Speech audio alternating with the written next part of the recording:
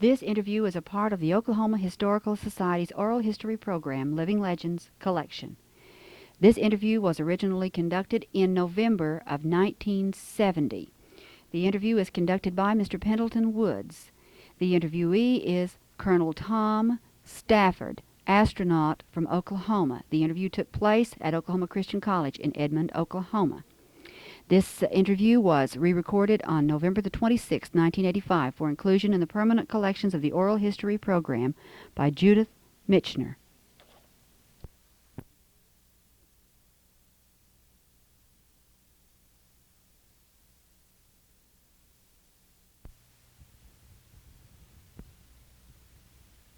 Living Legends. This is November 1970. We're talking from Oklahoma Christian College. We are interviewing Colonel Thomas P. Stafford, who was one of our esteemed astronauts and a man who is a native of Oklahoma, a native of Weatherford, Oklahoma, who was the command pilot of Apollo 10. We will be asking Colonel Stafford to give some of his reminiscences, particularly from the standpoint of his Oklahoma background. Colonel Stafford, to begin, I wonder if you'd tell us a little bit about where you were born, who your parents were, and just a little about your family background. Certainly. My mother came to Oklahoma before the turn of the century when it was still Indian territory with her family from Kansas City, and they homesteaded out in Ellis County. Her name was Mary Ellen Patton. My father graduated from Vanderbilt University from the dental school in 1912 and moved to Oklahoma in 1913 and practiced dentistry by actually going between three small cities, spending 2 days a week there between Buffalo, Beaver, and Laverne. His name? His name was Dr. Thomas Stafford. Are your parents living now either? My mother is still living. They were later married in Woodward, Oklahoma, and then moved to Weatherford in approximately 1921, and I was born in 1930. How many brothers or sisters do you have? I'm the only child. You're the only child, and you were born in 1930. Right. You attended the schools at Weatherford. That's correct. Started kindergarten at Weatherford and then went all the way through. I wonder if you could recall in your school career, possibly in your grade school and then your high school, any outstanding experiences that you recall during your schooling period in Weatherford. Well, there were so many different experiences that were so interesting. It's hard to say that one or two was outstanding. To me, I always liked the two parts of school. I liked the academic part and also loved athletics. And we had a junior high football team, and it was organized, I think, for the first time, and now it's commonplace to have a junior high football team. Also, I participated in the meets at Southwestern State College each spring in their academic meets called the Southwestern Intercollegiate meets there. What did you compete in? In mathematics and physics. When did you begin to gain an interest in math? Well, I guess even from the earliest days, even though Father was a dentist, he always liked mathematics and always taught me at the earliest age. And I like, to me, mathematics always had a lot of logic, the way you could put things together. And I like to just, it always gave me a great satisfaction to solve mathematics. Do you recall any particular individuals, teachers, or others who, other than your father, or in addition to your father, who may have had an influence on your interest? Well, there were two mathematics teachers that did. One was Dr. Lewis Morris, who was he was a junior high principal, and then he's also the mathematics instructor. He's now the Dean of Men at Southwestern State College. The other one was Mrs. Letha Spann, and who was the high school mathematics instructor. Can you think of any other teachers that you had who may have had influence of particular importance in other areas? Well, the English teacher was Miss Dora Mae Mitchell, who later instructed in a university in West Virginia and is now retired in Clinton, Oklahoma. Mm-hmm. But Miss Mitchell gave me a great appreciation for literature. You were a member of the Boy Scout troop. I don't remember the number. Could you tell about your Scout troop? Well, I joined. I was a member of the Cub Scouts, and then when I became of age, I joined the Boy Scouts. And the troop number was 355. And I progressed from a tenderfoot up to the grade of Star Scout. At that time, I finally terminated my direct association with the Scouts due to all the time I was spending in athletics in high school.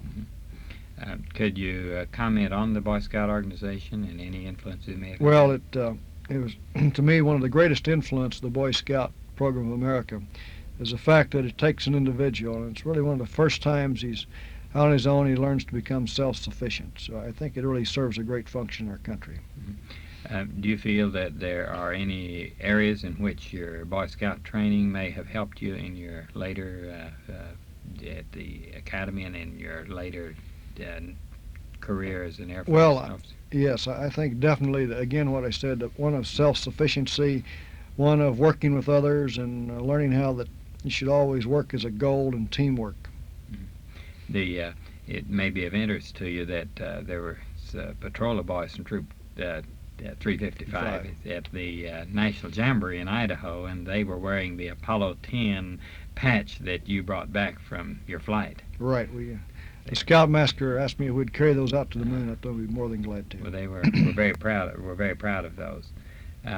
Could you talk about the football coaches or the other athletic coaches you had, and who they were, and what influence they may have had on you? In junior high school, we had our first coach was named Mr. Rice, and he coached both football and basketball, which was quite common out there. There was not one coach specifically for a specific sport. Then later on. In high school, we had Brooks, we had Wilson. The last one was Steve Graham, and he probably had the most influence on me at all. It was his first team that he coached after graduating from Southwestern. And so he had a lot of red-blooded American boys he had to wield into a unit, and it was quite a break-in experience for him, but it was a good team. And later on, Steve has been named Coach of the Year both in Oklahoma and now in New Mexico. What kind of a record did your football team have? 5-4. 5-4. Do you feel that your athletic experience has had any influence on your later life and your later achievement? Definitely it has. The main thing that when you're working with in a real competitive sport, you have to work with personalities, and you have to understand what motivates the people. And when things are going against you and things are really rough, you have to understand what is the motivating factor and how do you take those people and have them all work together as a team but get the most out of them, the drive. And this is certainly true today. Even the job I have today as the head of the astronaut group. I have to really watch at each individual, their personality, and how you keep the motivation factor there. You have been involved in various competitive things all of your life. You're both in the scholastic and the mathematics and football and in other things. Do you feel or would you like to comment on what you feel may be the effect or value of competition to an individual? Well, I think competition is one of the great ways of American life. I think it's what's made the human race have some of the great progress. But when competition becomes excessive, then I think it serves no useful purpose. But I think good, healthy competition without involving, becoming personal, I think that's fine. You took the examination, I presume, to go to the Naval Academy? Right, when I was in high school. What gave you the idea or the motivation to decide you wanted to go to the Naval Academy? Well, I guess I'd always had a fascination about ships. I grew up in the Dust Bowl in western Oklahoma. And the largest body of water out there was Deer Creek, which you could walk across most of the time. But no, there was just something, I guess, that a faraway place and just a new adventure, something that I wanted to try. What do you think gave you the ship? Had you done any reading about ships? I'd read about ships. I see, and that was your interest. And then well, ships and I'd read about airplanes, and I'd finally had one flight, and I was fascinated with that too. When did you shift from ships to planes? Obviously you did before you graduated. During my time at the Naval Academy, after becoming closely associated with both ships and planes and aircraft, so, there was no doubt which interest I wanted to pursue. At what point in the Naval Academy did you make this determination? Oh, probably at the end of my second year there. So for the last 2 years, for sure, I wanted to go fly. You graduated, I believe, before the Air Force Academy was Yes, created. sir, right. We graduated 7 years before the Air Force Academy produced their first class. So you had a choice. Right, I had the choice of the Air Force, the Marine Corps, or the Navy. Mm-hmm. You chose the Air Force. Right. Mm-hmm. Swinging back into Oklahoma, we may go back again further into the space experience, but are there any ways that you feel that your Oklahoma background itself was of help to you in your career? Certainly. I think by growing up in a small town, Weatherford was 2,000 when I can first remember it, and it's now about 8,000. But we were not involved with any of the problems that you see that have accompanied the late 60s and the early 70s, particularly of a big city. Weatherford is completely devoid of that. And an individual could pursue his own interest there without any constraining influences. And so I've always thought one of the greatest assets I've had was to grow up in a small town. Oklahoma's had several astronauts, 2 of whom have made space flights. Would you like to comment on any of the other Oklahomans who are in the space program? Well, as you know, Gordon Cooper was the first Oklahoman to fly, and he flew the last Mercury flight. He also flew the 3rd Gemini flight, Gemini 5. And then I flew 2 Gemini flights. One as a pilot, one as a commander, and then Apollo 10, and now I'm in charge of the whole astronaut group. The other ones are Owen Garriott from Enid, Oklahoma, who's a scientist astronaut. From Sand Springs, Bill Pogue, who was a test pilot. Bill Pogue also flew with the Thunderbirds, who was the Air Force acrobatic team, and then he went to the Empire Test Pilot School in England instead of the Air Force Test Pilot School and exchange program, and was later an instructor at the Air Force School, just like I was. And we hope that both of these gentlemen will fly in Skylab. Now, there's also some other people that have had parents that they call Oklahoma home, like Ed Mitchell. Was born in Oklahoma. In fact, he was born the same day in 1930 that I was, but he never grew up here. Fred Hayes went to Oklahoma University. It's rather interesting, and I think significant that so many Oklahomans have made the space team.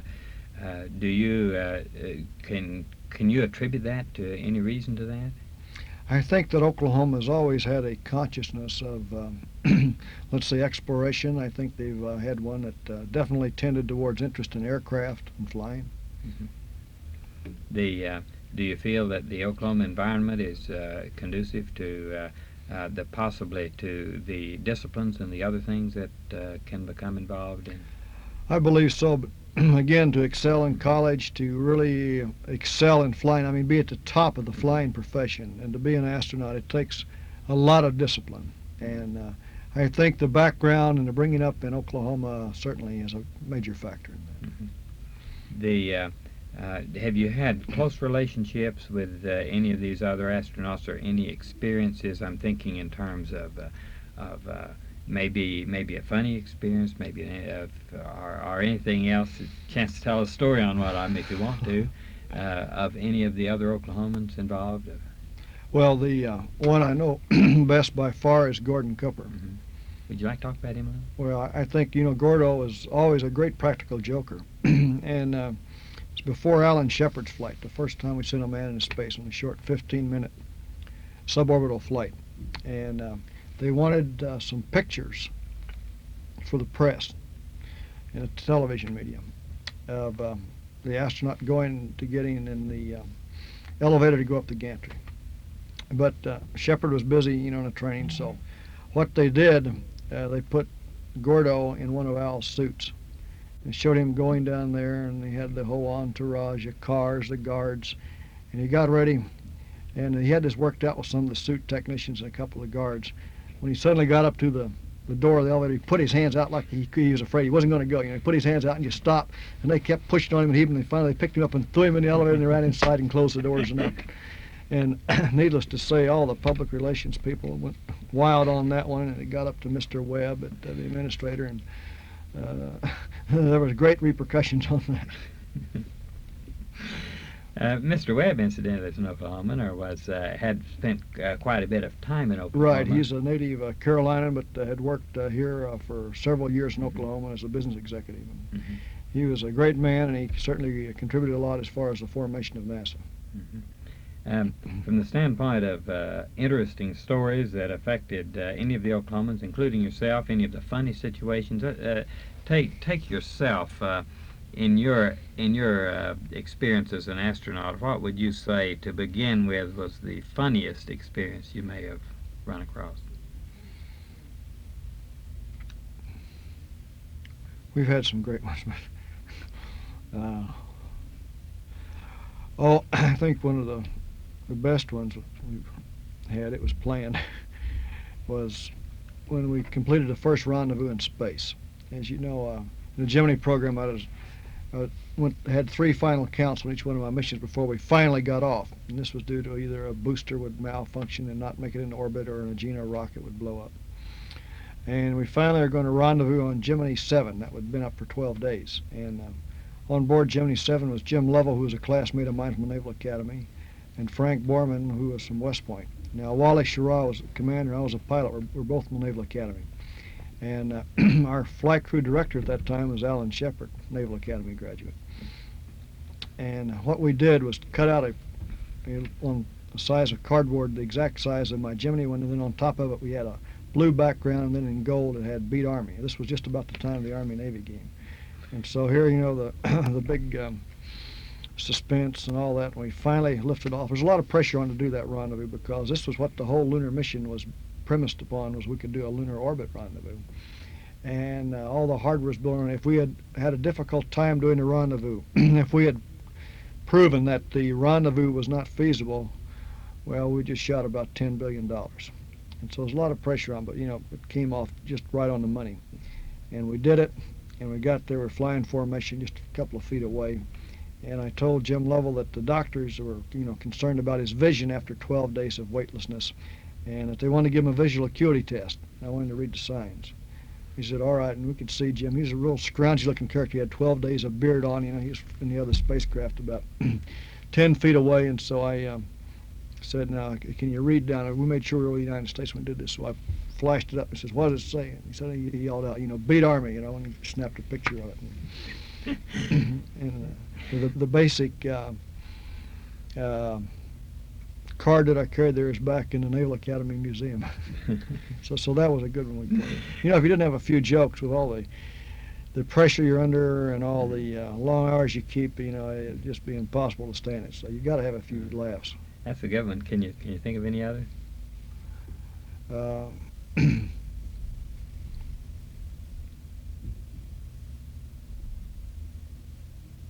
don't we cut from that? Okay. Well, we'll swing into something. Oh, else okay, you got back. plenty of tape. Sure. Oh, always okay, plenty. yeah. There's no problem. So we'll to swing think back. somebody We'll can swing tell. back if you think of another one. But let's take. You have you've had some very serious situations, obvious, and a lot of them that we know about because we were sweating it out, watching it on television. But could you talk about what you feel was the most tense situation and how you felt at the time, and could you describe that? Well, I've had several. Again, was trying to get off on the first rendezvous in space. And, I don't know if you remember this, but finally, one Sunday morning we're going to fly, and final countdown. 3 minus 3 seconds, you could feel the thing start to vibrate as the turbine started to spin up and the engines started to build up thrust. And then just before it got to 0, everything stopped. But we had the indication we'd lifted off. Now, in that case, you would have to eject instantaneously because the thing, even from a couple inches, would fall back, would just overstress and blow in 1,000 pieces. So anyway, Wally knew in his mind, I knew in my mind that we hadn't lifted off. But there we were stuck up on top of the booster. The engines had shut down. And test conductor told us, said, well, just stand by. We got a fire going down below. And so again, I said, well, why don't you put it out? So that was one. The other one came about, I guess, when we were making a low pass over the moon. Actually, above some of the mountains, we're down to about 7.5 miles. And we were coming down, and this time it was on the second pass, and we were going upside down and backwards, So this was, again, just due to the guidance system and over the mechanics so we could stage. Getting ready to stage, and suddenly the vehicle started to spin end over end out of control. And I got under control in about 15 seconds. And Gene Cernan was looking outside, and he suddenly saw the moon go whizzing past him, down low like that. It was quite an experience. Again, I didn't have time to be afraid or anything like that. I'd had some experiences like that in an aircraft at low altitude and got under control. So it was kind of like it'd been there before. That's why we've seen experienced people up there. Sometimes when something's happening, there's hardly time to be scared. That's Do you right. feel it afterwards ever? Oh, sure you do. Mm-hmm. Again, we've trained so much and are so disciplined that it doesn't have near the effect that a lot of people would have in the same experience that did not have the training. We might break and have a cup of coffee. After a short break, we're back on in our interview with Colonel Tom Stafford. Colonel Stafford, right after you talked to the chapel program, one of the students asked you to comment on the fact that there was some criticism, particularly from an atheist group, about the comments of one of the astronauts, his giving scripture on when he was making his rounds on TV. I wonder if you might comment on that, on what effect this criticism and the counter-criticism or the counter argument had on NASA, if any. Well, the program has always been structured that the commander and the astronauts on board are responsible for all the transmissions. And there has never been any instruction as such to counter anything that we would want to do in good taste. And in spite of this individual who filed a suit in the United States Supreme Court prohibiting astronauts from reading the Bible, the response from that was so great. In fact, the letters that would come in would often be 3,000 and 4,000 to 1 in favor of us reading from the Bible, that again, we are certainly free to do anything in this nature we want to. In fact, one duty I have, a responsibility, as chief of the astronaut office, is to answer all the mail that comes in a supervised manner. In fact, we have often over 100,000 letters a month. And I remember that in several months, over 50,000 of those letters were from people who were advocating and supporting us in our prerogative to read the Bible from space. What effect do you feel that the space experience, which is certainly being a new experience, a dangerous experience, sometimes some traumatic periods, how do you feel that this affects the spiritual feeling of the people who are involved? I think very deeply. People said, "Do you believe in God?" Well, I have, as long as I can remember, when I had, was old enough to make a decision and had the logic to investigate it. And believe me, when you leave the Earth, first, when you fly in space around the Earth, it's pretty phenomenal. It's very hard to describe and really impact all the emotion that you feel. But also, when you finally leave the Earth and you go out and you see the Earth the size of a baseball, there's 3 billion people back there. And on that small blue and white, sometimes occasional little spots of brown baseball, that therein has rested all the history that you've ever known and read about the history of man. And the day that there's 3 billion people there, there's no doubt about it. It's just a living fact. There's got to be a God there. Do you feel that, could you describe the Earth as you have slightly, talking about the people, but from the physical appearance, the first time that you look down and see the Earth looking down at the Earth as we look at the moon, what's the reaction?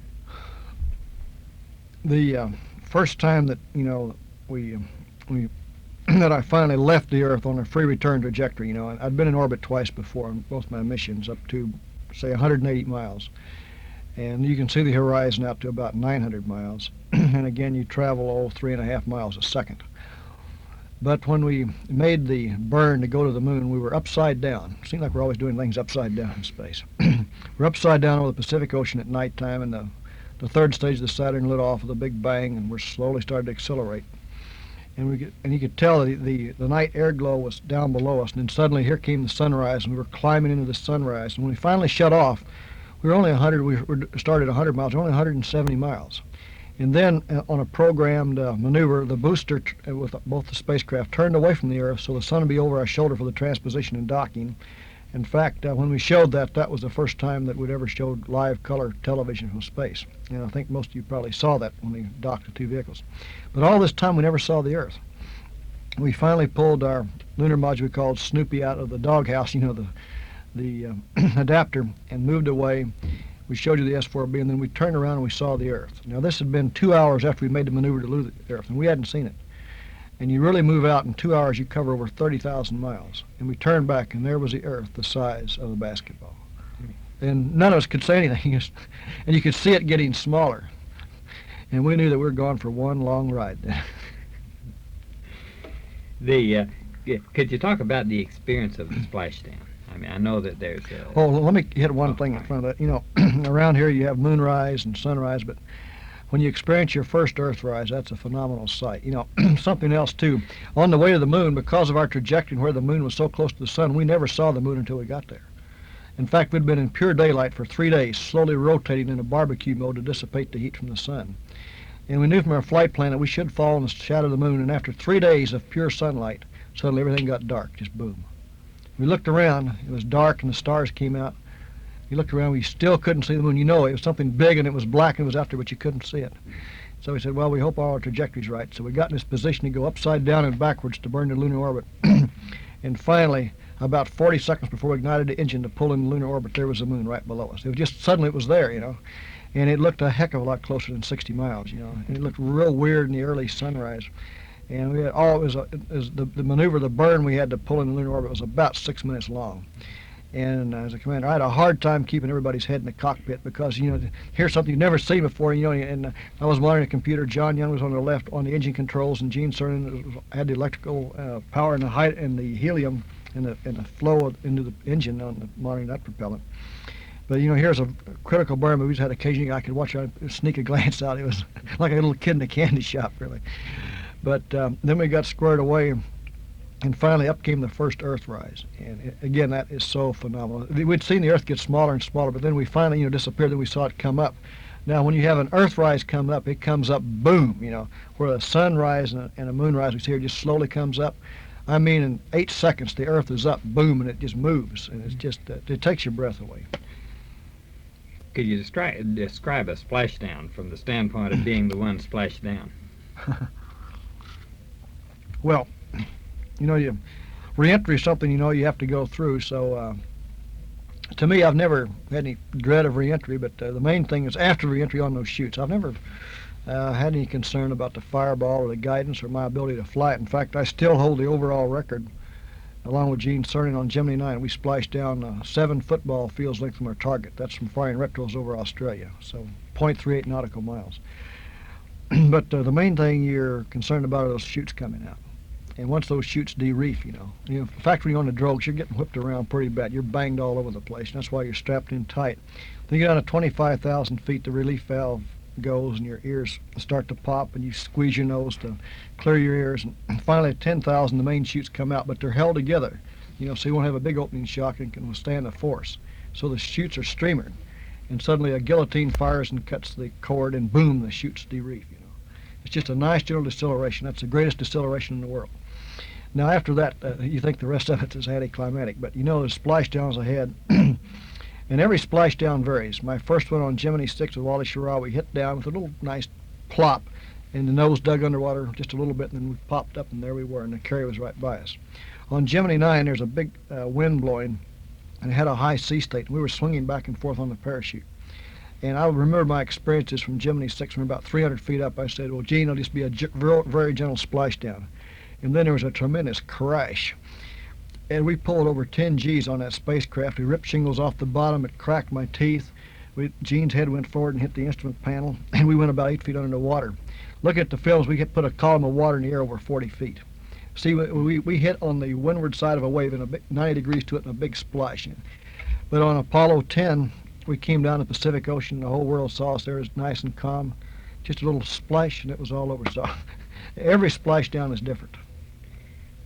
What about flying over Oklahoma? Have you are you ever conscious of in any of the flights of being over Oklahoma at that particular time? Well, from the trajectories I've been on, as we came across, we're on the moon flight. We went around 1.5 times. So as we're coming up from southwest to northeast, as the node starts to regress back, we're just barely able to see we're just coming across the southern coast of Texas, and looking out way to the north, you can see the Red River. That's about as far as. Now later on in Skylab, we will go as far north as the Canadian border, but I've never flown over Oklahoma from space yet.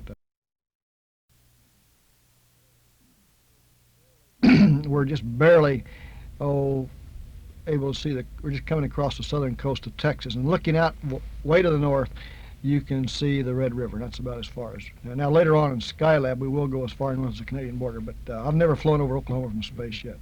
I can just barely see it in an oblique angle. You've made a number of talks on the subject of pride in Oklahoma. I wonder if you'd tell us some of the things that you have said in those talks. Sure. Governor Bartlett started a campaign called his Okie campaign to help develop pride in Oklahoma. It's called Oklahoma Key to Industrial Enterprise, or you can say Improvement in Education. And it's been a very successful campaign, and it's offset some of the bad publicity we had back in the 30s, and I can barely remember those days. Now, about 3 weeks before the launch of Apollo 10, Dewey Bartlett called me at the Cape and wanted to know if I would take along an Okie pin out to the moon to help him in his program. And I said, certainly. He said, my roots were very deep in Oklahoma since my mother moved here before it was ever a state. And I said, in fact, why don't you send me a couple of more Okie pins and 2 Oklahoma flags? Because we just changed the flight plan, and we're going to take the ascent stage of the lunar module and fire it off around the sun forever on a propulsion test. I said, I'll leave those Okie pins in there and that Oklahoma flag. So today, out in deep black space, forever going around the sun, are 2 Okie pins and 2 Oklahoma flags. And believe me, no other state in the Union has representation that high or that far out. And when I came back to Oklahoma, I went around and I talked to various groups and told them about my pride of being an Oklahoman and what I did as far as representing it on the flight, and also as far as putting representation around the sun forever and for Oklahoma. I don't think any other state will ever have that opportunity. But I think that the progress that Oklahoma has made has been phenomenal in the last 30 years, 40 years. And I know that all the people from here are extremely proud of the state. We've made a lot of progress, and I think the progress we're going to make in the future is even more so. How many, you've talked to quite a number of groups, and I believe you're talking today to a group at Eufaula, is that correct? That's correct. What is that correct? Well, this group is the Association for Child Assistance. These are the people that help sponsor orphanages and children in the foster homes.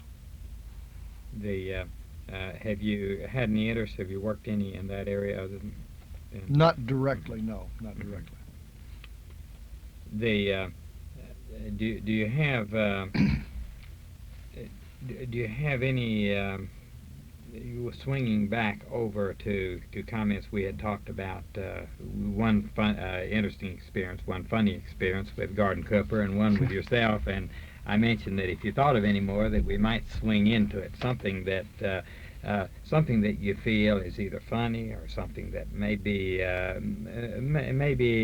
had some drama at the time, or something that may be just a little sidelight to the personalities of the individuals or to the overall personality of the operation. I don't know if you remember Apollo 12, but it was when the second lunar landing, Pete Conrad, Al Bean, Dick Gordon, and he took off in the weather. And I was one of the 4 people that gave the go. And Pete was in the spacecraft, and the front wasn't supposed to move through, but it did. But we were looking at the radar scopes and the Cape, and there was no thunderstorms near there. And we have very sensitive instrumentation all over the Cape that can show a lightning strike or a buildup. And I got down to T-minus 30 minutes. It had been raining and it let up, but I looked up and the clouds didn't look too thick, and I could see there was no cumulus cloud. So I talked to Pete and said, well, look, to continue counting, we're going to have to pull back the big swing arm, by the spacecraft. And I said, Pete, it looks like you got a few holes here, and I don't think you're going to have any cumulus clouds or have any problem. He said, okay, you can see better than I can, Tom. He said, you call it for me. So they called me up there, and there was 3 of us said, well, should we make the go for launch? And I said, well, from what I can see, let's make the go. Everybody else said go, and so I got back on the phone with Pete about minus 12 minutes, said we're going to do it. I said, okay. Had to lift off, the booster went up, and just as it disappeared in the cloud, 2 huge bolts of lightning came zip, zip, right down. And Pete yelled, uh-oh, I've got a warning lights on, and said, I think we've been struck by lightning. And he said, I think it happened again. And anyway, it looked for a while, they're going to have to abort, but they got things worked out. And I said, oh, that was the worst decision I've ever made in my life. And we started, and later on, after he got in orbit, he said, say, tell Stafford I don't really buy his weather forecasting. But that was a unique thing, really. The booster caused its own lightning. If the booster, that was the only lightning strike around the pad in plus or minus 6 hours. But the exhaust gas from the booster is ionized gas, and it conducted a ground for the static electricity is in the cloud to go to ground, and also between 2 cloud layers. That's the 2 lightning strikes. But anyway, Pete and I have always been great friends for years. In fact, he was an instructor at the Navy Test Pilot School, and I was an instructor at the Air Force Test Pilot School. He had the same job I had, so we've known each other for about 15 years now. Oklahoma's made a lot of efforts in science, for instance, through the Frontiers of Science and Right. through an emphasis on science. As a person who has been involved in science and mathematics as you have, would you comment on Oklahoma from the standpoint of its efforts in science and what you feel this can do for the state? Well, I think it was significant that a lot of the state leaders, in fact, I think Mr. Jim Webb is one of the ones that helped form this movement while he was here, to bring forth and put emphasis on science and education and acknowledge it. Now, over the period of time, this has certainly made our curriculum both in the high schools and colleges more effective in the state of Oklahoma. And the graduates of both the high schools and colleges today are so much more qualified than they were, let's say, when I graduated. And I think we're producing a far better citizen that can understand the technology that we live in today. And I think a lot of it can be attributed to the Frontiers of Science and the interest it's generated. How do you feel that Oklahomans coming out of the Oklahoma colleges in science and then stand in comparison with people across the nation? How do you feel they? Well, I think that they are, compared to across the nation, they are in excellent shape. Again, if you make it an individual college comparison, if you start to get versus institutions like MIT or Caltech, there's undoubtedly the level of instruction is not to the same quality there. However, say versus any other state university, I feel that we can sure compete. Do you feel, what do you feel are the possibilities for Oklahoma as a result of its scientific effort in getting, as they have in the past, industries that have a need for people trained in this area? Most industries tend to flock to an area or tend to locate in an area where you do have human resources. Now I'm talking resources with respect to technical backgrounds, to labor. Oklahoma, I think, has a quality workforce that you really get the return for the dollar you put out for labor. Plus, because of the Frontiers of Science, because of the quality of the universities are putting out, we now have an academic community and a trained technical community that can support industry. And so I think, of course, the aerospace industry and technology all goes through cycles. And when the cycle's on the upswing again, I think you're going to see more and more industry locate in Oklahoma due to the resources that we have developed here. You know, the state of Oklahoma, this area has been referred to as the Bible Belt sometimes in praise, or sometimes in ridicule, depending upon the type of person who might be making the statement. How do you feel about the general character of Oklahomans and such from the... Oklahoma is a very conservative state. And with that, I think, goes a deep faith in religion from various religions that we have across the state. And I've been fortunate enough to travel in approximately 40 of the 50 states. The United States, since I completed Apollo 10, speaking to people in all different walks of life, from presidents of corporations to workers to colleges, and I feel that the atmosphere in Oklahoma is a very healthy one. I think that we are conservative and that we want to preserve the ideals and the institutions that have let us make the great progress we've made, but we're going to continue to have this progress. And with that, I feel that religion is a fundamental part of it. And I think people occasionally would like to ridicule it to say that religion stands in the way of progress, and I certainly disagree with that. Well, certainly your experience has proved that it has certainly not stood in the way of your progress. This has been a very wonderful opportunity and a real honor for us, not only at Oklahoma Christian College, but for the state of Oklahoma, because the Oklahoma Living Legends belongs not just to Oklahoma Christian College, but it belongs to the state of Oklahoma. It is co-sponsored by the Oklahoma Historical Society. And certainly it's an honor and a privilege to have your interview and your comments on the Oklahoma Living Legends. Thank you, Penn. It's been my pleasure to be here, believe me.